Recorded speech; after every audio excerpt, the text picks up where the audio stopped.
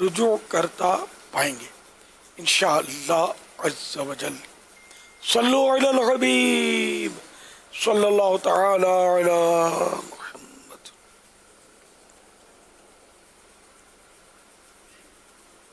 امیر اہل سنت کی بارگاہ میں میرا یہ سوال ہے، جیسا کہ اس ویڈیو میں دیکھا جا سکتا ہے کہ ایک بکرے کے اوپر دھمبے کی کھال لگا کر اس کو بیچا جا رہا ہے، تو ایسا کرنے والوں کے لیے کچھ مدنی پھول ارشاد فرما دیں کہ وہ یہ سب نہ کریں۔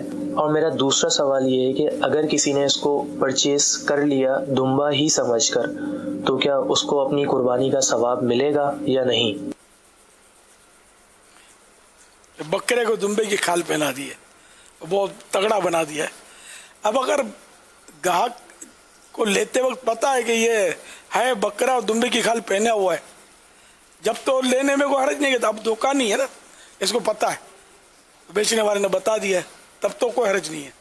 البتہ یہ کہ اگر بیچنے والے نے بتایا نہیں اور یہ اس طرح چپ چاپ دھوکے سے بیچ دیا دمبا کہہ کر، تب تو ظاہر ہے کہ گناہ گار ہے، حرام اور جہنم میں لے جانے والا کام ہے یہ، اس نے دھوکہ دیا ہے۔